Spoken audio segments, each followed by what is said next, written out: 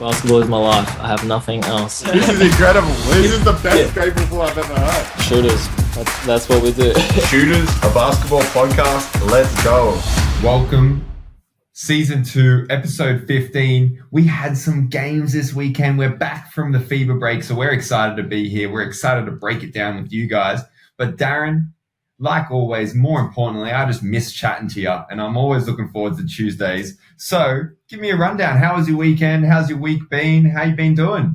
I like that. More importantly, Darren over basketball. We like that. But I've been good. Basketball's back. We like that. Some good things to talk about this week. I'm excited to touch on a few points. I've got a new favorite player, I reckon. Someone that's right up on the top of that list, so that's exciting. We'll touch on that later. But no, I've been good. How's your week been? My week's been very good. I mean, a successful weekend. We felt like as an organization, as a club, as a team, that we had a really, really good fever window and a fever break. Like, we're training hard, we're improving, but you never really know. So you're always a little nervous. And then going into the first game, obviously we handled business and felt good as a team. And then Beth's been down, so Beth's currently here. So Beth's next door with a live listening to of the podcast, which is exciting. And we've had a couple great days, and it's always awesome when she's around because it fills up my cup. Or, as I like to explain, I think when during a season, particularly basketball, you're always chasing, you're always kind of losing, you're always getting a lot of feedback. You're like, your cup of stress slowly fills. And it starts to affect your performance, and it starts to affect your life. And then for me, seeing Beth, beach swims, cold showers, so certain things that really like help me pour out that cup so that stress level is not too high. So that's been a highlight of my week, and that's been really good. What about yourself? Are you extra nervous with her listening live? Are you feeling any pressure recording? No, I'm not feeling any pressure. I'm lucky. I know she'll still love me even if I'm make a bad episode. And secondly, she listens to most of them, and my mom listens to most of them, so that's pressure enough right there. That's what love is. If you do a shit episode, they're still going to stick by your side. We like that. I've got one thing to talk to you about because it was Spotify Wrapped week. Everyone wouldn't shut up about their Spotify top playlist, artist, podcast. So I want to know what you've been listening to. What's your top things? Firstly, what was your top artist? If you have looked at it, I told you to look at it, but top artist. And don't tell me it's that song that you listened to on repeat before the games. Well, it wasn't. Okay. Top artist this year for me was year of rap. So rap dominated the genre. Top artist was Future. Okay. And then in second place was Kanye West. And they've kind of been flipping forward for first and second now for about the last 5 years. And then I have the top song is that I Wonder by Kanye West. I used it for like all my those Instagram reels a while back. And that has been my top song now for about 10 years straight. So I obviously have a very clear favorite song of all time, but it's been rap heavy this. But what I realized is I don't watch much podcasts or listen to much podcasts on Spotify. So I couldn't get the statistics there, but I'm very interested in yours. You got to hit me with what you've got. Well, most people, now that you say that, like most people had rap as their thing. Most people that shared their Instagram story was all just like Drake and all that. But the one person that was more in line with my taste of music was Mitch Creek, sort of like more the rock and metal genre. So mine was a band named Pop Evil. That was my number one. If anyone knows them, great. But no, Mitch Creek actually had a few artists that I had heard of. So I was kind of excited by that because most people had the typical Futures and Drake and all that. So, that got my juices flowing a bit. There's definitely a funny culture that comes with like sports and all this good stuff that is just similar from the way people dress to the kind of the music they listen to. If you're growing up, I was growing up watching LeBron James and Kobe Bryant, and so I wanted to listen to the music they were listening to, dressing the way they wanted to dress. And then so like a lot of basketballers have very similar music tastes. Podcasts. What's been some of your go-to podcasts? True. So my podcast was the top one was Kick It Forward, which is like a footy heavy one pretty much, although they're trying to branch out into more basketball now with like Josh Garlop, who used to be like a Fox Sports News reporter, but he's kind of gone into like the comedy / sports scene. He's a funny dude. So just a lighthearted podcast there. Dylan Friends with Dill Buckley, that's more like a like storytelling with people. He does a great job there. So there were a few of them. And I can't even ask you what your top ones were because apparently you don't listen to them on Spotify, but that's okay. I don't. I just use the podcast app on my phone. I don't even know what that is, but I know mine would all just be Tim Ferriss or Joe Rogan. It'd be them two. I love the long form chat, and I just look up mostly like business or athlete kind of people, like CEOs or athletes, and listen to them chop it up. You're all about knowledge. That's fair. That's fair. All right. Before we jump into games, I wanted to get your take on. I'm sure you've heard Adelaide's travel comments. So DJ Vasiljevic and CJ Bruton post game after their game against you guys, where you guys flogged them. Let's not sugarcoat it. So the post game pretty much. I don't know how far into the post game presser, but they were basically they just brought up the fact that they had to go from New Zealand to Tassie and the flights were all messed up and stuff. But what was your take on what they said? They basically just said it was a lot. They didn't get much sleep the night before, and it was just a lot fitted into the tight schedule. Well, there's a few things that sport has taught me. So if you follow my Twitter, I'd be tweeting kind of semi-motivational, more just holding myself accountable, but for any young hoopers. Now, there's a few things. One is I have a AAA system that I follow. And the first step of that is accountability. Yep. Now, what does this mean? It means, for me, I sat on the bench. I wasn't winning games. I was a bad teammate. I blamed coaches, blamed teammates, blamed my circumstances, and blamed everything around me. And my life became a lot better when I started taking accountability for my situation. Now, sometimes things are out of your control, and that doesn't make you kind of you aren't the victim of your circumstances, but you get to choose how you respond to that. And for me, that's winning, that's success, that's embracing that challenge of difficult times. That's looking at that challenge head on and really trying to kick in. And then the second thing kind of sports taught me is on days that you feel sick, when you're injured, when things aren't going well, when someone at home's not feeling the best, or, your dog won't eat its food because it's feeling a little sick. When you step on that court, no one cares. And no one cares what's happened before, what's about to happen. It's a game that people pay hard-earned money to go, to come on a Friday night and cheer on and have a good time. And your coaches are holding you to a few lessons. So I'm not really going to touch on what they said, but I definitely have my own opinion on the way I view my life and the way I like to try and go around things, and kind of the way that I think goes to winning basketball and finding success in all aspects of your life. So that's kind of my response. Maybe don't put that on the social medias, but if anyone's listening, you kind of definitely know how I feel about it. What is your take, Darren? No, it's well said. I think you put that well, because it's kind of just the truth. Like at the end of the day, like us fans are spoiled. Like people watching the games are spoiled. They just want to watch you guys play basketball, and like you said, they don't really care sometimes. Like it's pretty much just like.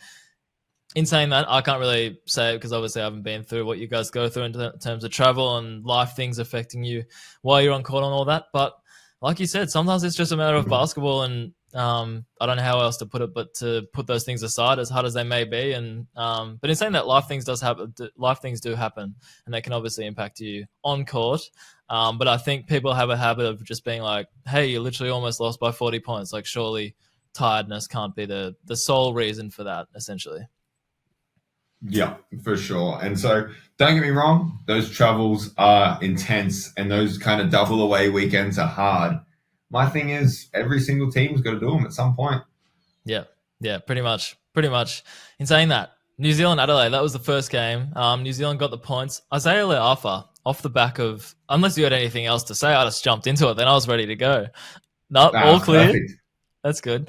Isaiah Leafa, 7 threes off the bench. He's had like New Zealand have kind of been up and down, but he's been pretty consistent even these 2 games this weekend. 21 points and then I think 17 in the second game. So he's been a spark plug. What did you see from this one? 100%. Liafa playing good basketball. I think he's one of those players that there's always this weird thing in sport which people talk about, like, and they always articulate it a little differently. Like, has he got the it?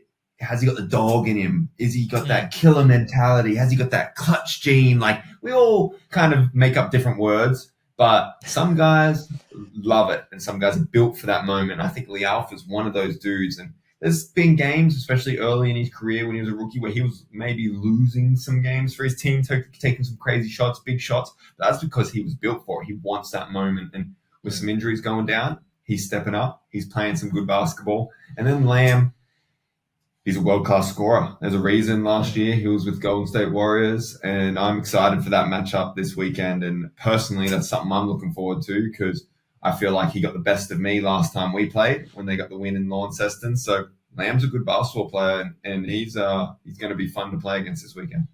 You guys, I think you two were exchanging either looks or a few words last time, if I recall correctly. I don't know, maybe it was just a few looks, but it was a good matchup. I enjoyed that. Now, are you ready for the Alex Starling episode? Because that is the guy that I wanted to talk about, and it begins here because they played 2 games, but I just love the way he goes about it. It was definitely in the second game he caught my attention, but this one as well. He just screams a winner, like the dude that's just gonna defend, hustle, play the right way. He only played like 11 minutes in this one. I think he played like 16 or 17 in the next one. But I would almost like flirt the way they're going. I'd almost like flirt the idea of just like almost starting him. Don't ask me who for, but I just think someone that's going to set the culture immediately from the jump. That, like I said, that screams winning basketball, and I just love the way he went about it. It was obviously a down weekend for them, but he was the guy that I kept looking at, and I'm just like, I'd want that guy on my team. So Alex Starling, he's definitely impressed me.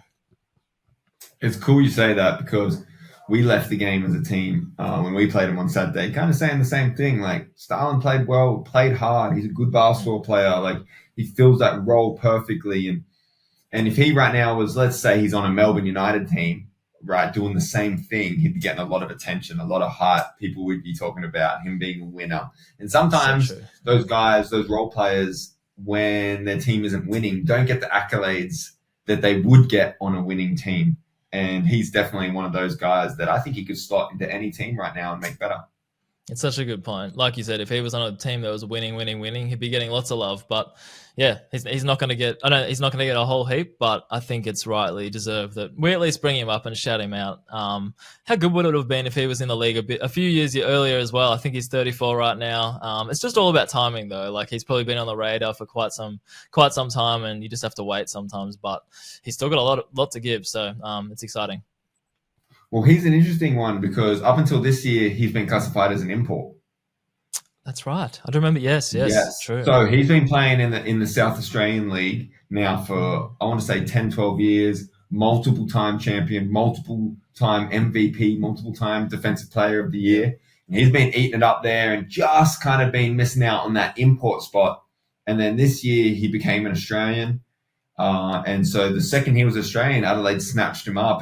And you're 100% right, where it would be interesting if he was in the league earlier, what he could have become, because it's a whole different type of basketball playing NBL 1 to NBL to NBA to like the World Cup and Olympics. They're different basketball styles, they're different basketball games, and it takes time to kind of learn, grow. And then obviously when you're in an environment challenging and being challenged by better players, that also increases your skill every day. And so he's one of those guys where if he was Australian or if he was in the league when he was 23, 24, I think he would have been a dominant NBL player for 10, 15 years. I played with him once in the NBL 1. We were teammates, actually, and he's a great dude, works hard. He's got that it factor, loves physicality, plays hard. So he has all those characteristics to make him a beast. So this is the episode of Alex Starling, and we're giving him lots of love because he deserves it, and he's doing something epic, which he's a rookie right now in his 30s,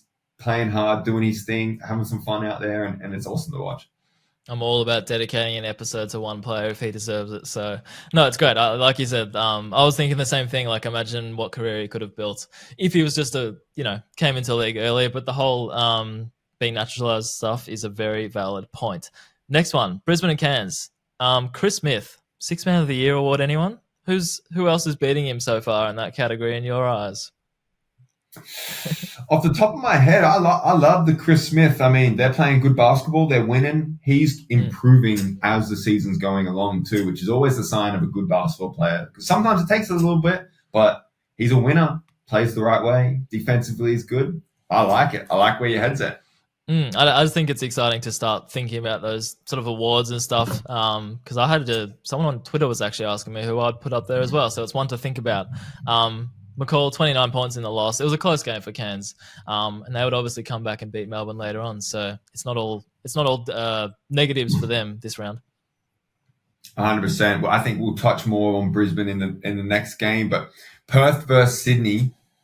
Cotton. What have we got to say? What have we got to say to all those commentators, all those professionals about the Bryce Cotton slander? They should have been tuned into the Shooters podcast because we definitely got that take correct, didn't we? Just don't do it. Just don't slander him. Just don't poke him. He's gonna do what he's gonna do. I don't think there's many better experiences from a viewing perspective, and I'm sure being at the game than Bryce just like hyping himself up, hyping up the Red Army. It's just a very cool scene when he's in that mode. He's kind of like a quiet dude.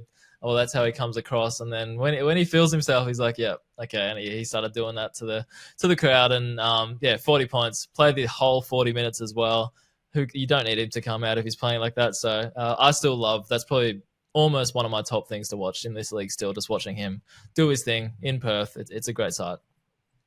You're on the money. I mean, it's must-watch TV. Bryce Cotton being Bryce Cotton when that thing's clicking.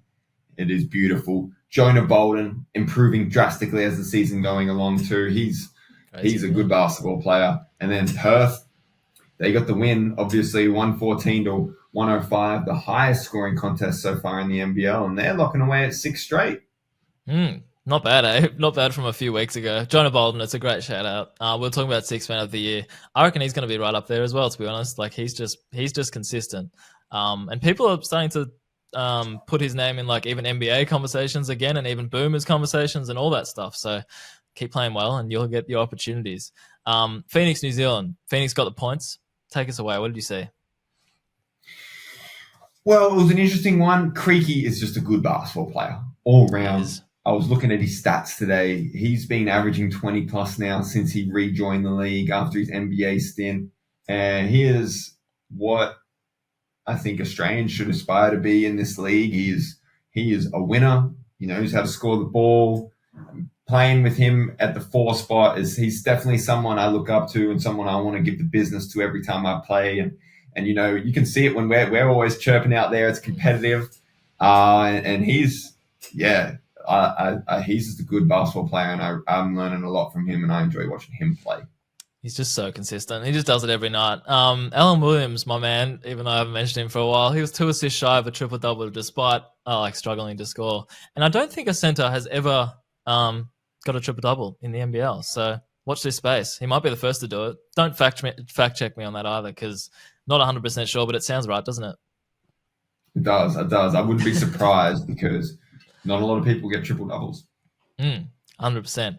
Also, shout out to Mantis Rubstavovic. No, I didn't say his name though. Mantis Rubstavovic. That's good. Let's go with that. 11 points. I'm going to say it's his best game he's played in the NBL so far. Obviously, the injuries has just sort of taken away his consistency at the start, but hopefully he can find some form and, you know, he can have a bit of a bright NBL. I'm assuming it's just going to be the 1 year in the league for him, but you never know. He might pull a Justinian Jessup and return back on our shores eventually. Your game. Now, from a viewing perspective, I'm going to say this was pretty ugly. I'm not going to lie. It was pretty ugly. It's not going to be, it was probably not ugly to be part of the Tassie team or the Tassie crowd, but I don't know what else to say. You guys killed him. You guys just killed him. Well, we spent 2 weeks in this FIBA break talking defense. I mean, every day, that was our focus. We're watching games back, clips back. We're reviewing practice, defense. I'm not going to tell you about all the secrets in case anyone's listening out there.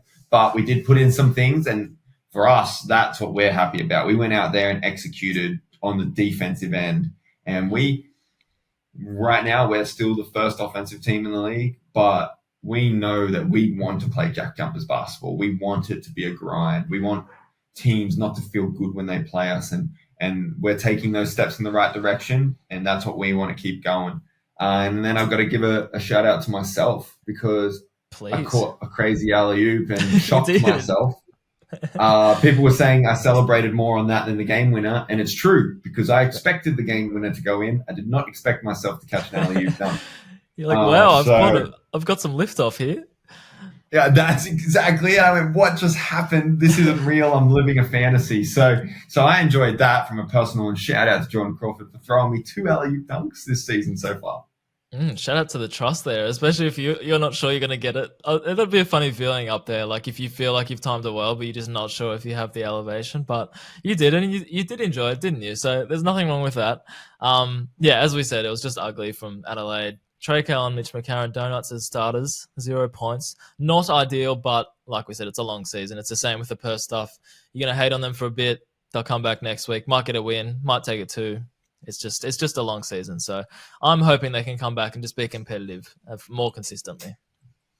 I like that. And I'll tell you what, we've talked about, I love how positive this podcast is. It's just a reflection of us, I guess, but we love some Thursday night games, but I love some Sunday games too, especially when I have a Saturday night game at home. I'm tired on Sunday. I lay around and watch games. So I love watching both of these games on a Sunday, especially because they're both good basketball games. Cairns got the win against Melbourne, 115-103. What do you think about it? Well, Melbourne, they're beatable. That's just how it is. People kept hyping them up and they're still sitting on top. They're still doing their thing. But this game just goes to show that nobody's perfect. This league is always going to be close. And I just liked what Forty did to begin with. Like he was like, no, I'm not going to do the starting lineup as I have been before the FIBA break. And Jonah Antonio, Josh Roberts, welcome to the starting squad. And he killed it. Josh Roberts had like 22 points on 10 of 11 or something like that. And it's just super cool to see because like people are on him for being like, hey, you're an import playing 6-8 minutes a game. Like, what are you doing kind of thing? And Forty's like, no, I trust you. You've waited this whole season for this moment. And he was very good. Like the commentary team were especially impressed by him, what he was doing out there. And even down the stretch, making like some important buckets and defensive plays. So, hey, I love watching that. Yeah, you're right. I mean, welcome to the league moment. And a game like that can solidify his career, not just NBL career, but as a young fella, first year out of college, it's intense. The pros is a different type of game. It's no joke. He comes out 22, 5 rebounds, helps him get the win. Epic. It was fun watching the game. They got that lead ahead. And then when you're watching these good teams, there's always that sense of they're going to come back. They're going to come back. Yeah. They're going to come back. And every time it feels like it was going to get away too crazy, Goulding hits a crazy 3. And so that was an enjoyable game of basketball. I love watching Melbourne play right now. And then Cairns coming out and getting a road win, which they needed one. And what I was talking to Fab and Beth about on Sunday was when a team like that gets a win on the road, then all of a sudden it goes, you know what? Like, yes, the season hasn't been as good as what we expected, but when we're playing well, we have the potential to beat anyone. And so you go into training now with this new sense of confidence. You're coming into each game like, hey, like if we buy in a bit more, if we train a little harder, if we lock in just a little bit extra, we can do this. And so that self-belief carries over into practice, carries over into games. And so it'll be exciting to see if they can use that big win as momentum in the future. It's a great point. Like, even if you as a team know you're capable of stuff like that, like you're capable of beating these top dogs, you're capable of getting wins. But if you just can't scratch that hump and you can't get over it, it doesn't, like the whole world doesn't kind of know it. But as soon as you do it and you get that win, especially with someone like Melbourne, people are like, okay, hey, we've proven something here. So I hope they can build off that as well. Lastly, Justin Tatum, no longer undefeated. That's a bit sad, but it was bound to happen eventually. But they played well. Illawarra looked pretty good. They only lost by the 1 point. To Brizzy, but pretty good game, I'd say. Chris Smith again, consistent. It was just one of those, close games the entire way through. But, that's what we as fans want to see. Yeah, I thought it was a great game. I mean, back and forth the whole time, scrappy. That both teams playing hard. Illawarra played a really good basketball game. They were up by a couple points right in 3 minutes to go. It was back and forth, and even though they get the loss there, they're walking out of that not feeling good, but we're doing the right things. We can make improvements. We can make jumps. We can beat these teams. Brisbane's a good team, and they had a great weekend winning 2 hard-fought games. And they're playing winning basketball too. So as a club, Illawarra is looking good. The guys are playing hard. I like the rotations. Coach was doing some 3-on, 3-off pretty regularly, but they were moving. They were playing hard. Young fella, the next star, was doing well out there, bringing energy, making good plays, and shout out to Illawarra for a good game of basketball. Yeah, no, it was. The only thing that threw me off completely by looking at the box score was Nathan Sobey only attempting 4 shots. That just seems wild to me. Someone like him he's been killing it this season, especially the start of it. But look, he can just look at us and be like, we got the win, so what does it matter? And I'm like, true. You can't say anything to that. Hype someone up. I just want to hype someone up. Go on a bit of a rant. Anyone that's caught our attention, just give him some love. I got a little interesting one. Mine's an individual group hype up. I talk about this regularly. The success of a culture for me, or the success of a season, is if guys leave in a better place than when they entered. And this weekend, I loved watching Matt Kenyon do his thing, help his team win games, big threes. I loved watching Isaac White hit big buckets down the stretch. Sammy Mack hitting big buckets for Brisbane down the stretch. And so shout out to those 3 dudes because they're playing well, they're playing hard, they're playing winning basketball. And I love to see some old teammates, some friends doing well in the league. It's a great call. It reminded me, Matt Kenyon has a habit of popping up at the very end and making a big 3 and just like celebrating a bit lately. I think he did it against you guys, unless it was just middle of the game. But I know there's been a few games where he's done it. This was exactly one of those as well, where he just pops up, makes it. He's left a bit open, but good on him. That has to feel good, especially when that's one element of your game that people want to see consistently. I'm staying on a similar team theme. I'm going to Creaky, but not for his on-court ability, which we touched on. But I'm not sure if you saw, but his post-game interview, he's normally like, joking with the commentators, and he was doing the same with Felix and Leonard and stuff. And this was directly after the game. They were just like joking with him about something, like whether he was doing his extreme activities on the FIBA break. He jumps out of planes and rides motorbikes and stuff. And then he just got serious for a moment. He was like, you know what? It was actually a hard week in my life. And I think there was some like mental health stuff going on, or some battles or something. And I just thought that was good to be that vulnerable on the spot. Like, you guys aren't superhuman. You've got stuff going on in your life, as we were touching on before. And I just found that cool that he was just like, you know what, I'm the type to always joke around, but when it's not time to joke around, I'm not going to do it. So he got serious for a moment and just like put that on notice, and just told the fans and everyone that it's okay to have stuff going on in your life. It doesn't always have to be happy, joy. So respect him for his courage for doing that. I did that last week as well. I stuffed up that word. It's throwing me off. Wow, we're gonna have to get some mirror practices. Courage. But I like it. That's a great hype up. It's a great shout out. It's a cool space to be able to do it online on live TV and have that confidence to do it. And hopefully he's doing all right. Might have to check in, send him a message. I appreciate you because I hadn't heard about it. So no, it's good stuff. Yeah, shout out to him. Wow, this is a negative space. I'm just going to start chucking up random things I'm grateful for. This is incredible. This is the best grateful for I've ever heard. I'm just going to go first. I don't care. It's all about me today. Coffee catch-ups. I just had a good one on the weekend with an old work colleague. It's just, I don't know, it's just good to do. We're all shocking at communicating these days because we just stare at our phones and half reply to a message or see a message and then just be like, I'll get back to that later, and then you just don't do it. But having a coffee catch-up or whatever type of catch-up you want in person, it forces you to, put your attention on them, say some words, actually have a proper conversation, even if it's for like 20 minutes. It's still pretty good. So just wanted to shout them out. So go catch up with someone. It's good. That is nice. I mean, the coffee catch up, I'm just going to go the catch up because I'm not a big coffee guy. But anything you I want. agree. I think anytime you can go somewhere special and grab like a little drink and just to hang out, it's always nice. It is. My shout out this week, I'm grateful for is a little similar but different. Mine's just a little bit of nature, some trees and some birds, because I'm like you. Beth and I had been feeling a little overwhelmed just with small things recently, so we deleted all social media off our phones. So I've been off kind of for like a week and a half now, and yesterday we just went for a lovely walk. No phones, nothing. Just went for a walk, sat on the ground, chatted for like 2 hours. It was lovely. It was like some wallabies jumping around that scared the hell out of us. But it was just nice, like just hearing the birds chirp, some trees. It was a beautiful day. Summer's officially clicked over here in Tassie, and it's feeling nice. And I'm just shouting out, and I'm grateful for some nature.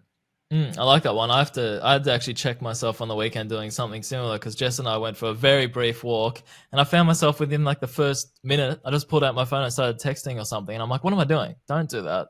So I got to improve in that area, but you're 100%. Got to switch off, and it's a skill to do so, especially with all the social media stuff. It's a weird beast that we love and hate.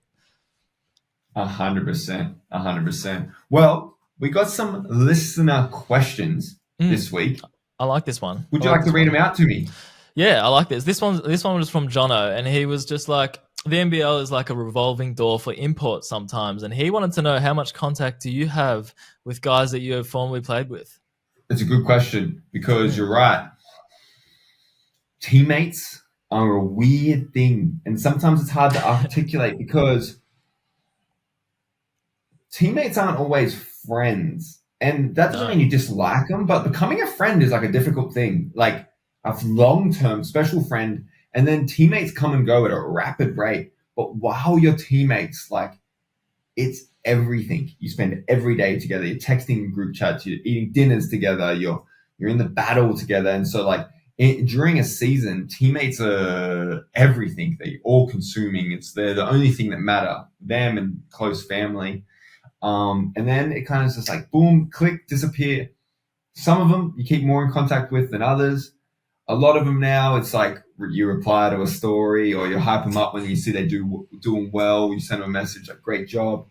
There's some that I keep in touch with more than others. Some ex-players, not just imports as well. So someone like Ben Air, we'd be texting, we'd be catching up with FaceTimes, and we were teammates in Adelaide. Josh Majet, we'd be shooting each other messages all the time. Great game, Jack. Wishing him happy birthday the other day. So it's all different, but there's definitely a lot that you don't talk to very much after, but are still great friends and teammates in that season, and always friends. But yeah, it's always a weird one. No, it'd probably just be like a case by case basis almost. Like you probably go from anywhere in between. Hey, as soon as they leave, you talk every day for the next 3 weeks, or you just never hear from them again. Like it's probably, like you said, different for everyone. But I actually like that question because it is something that we kind of wonder about. You're like, do you ever talk to them? But people move on. Things change. Coming up this round, DC Multiverse round. How do you feel about that? What is on the Tassie jersey? I haven't even seen your uniforms. Do you guys? I think so. For everyone listening, I believe every club basically has like a dedicated superhero for their uniforms. What do you guys have? Well, I love our uniforms. I think ours is so cool. We got two because we must be playing at home and away. Our green, which is like a green and gold, is Aquaman. Okay. And that's cool. But I thought it'd be like we Green got Lantern. Joker. We got the Joker for our white ones. Green Lantern, Southeast Melbourne. But we got the Joker for our white ones, and I'm telling you, they look very cool. I've definitely bought a couple. My dad wanted one, so I bought one for him, and I'm looking forward to getting those. I haven't actually seen photos, but I'm gonna have to Google it now because I know we've been collating all the clubs together. I've seen the Brisbane ones; they're pretty cool. I think there's got like the Blue Beetle, even though I've never heard of that superhero in my life. But it's a fun round. Anything else? Well, take us out. If not, give us something. Well, the season is back. Game by game, it is no joke at all. The difference between first to seventh is closer than people realize. If we lose the next 2 games, we could be coming third last. If we win the next 2, we could be coming first. The Shooters Pod, I'm always looking forward to catching up with Darren. Mum, another shout out because I love ya. I hope everyone's having a great day. And I'll be complaining about the travel this weekend as I fly to New Zealand and we leave at 5 a.m. Darren, you got anything before we leave? I got nothing. Thanks for listening. Good catching up as always. It's not over coffee. It's still online, but it's almost as good. Nah, it's as good. We get to do it weekly, so it's even that more special. But yes, thanks for listening, everyone. We'll see you next Thursday, won't we?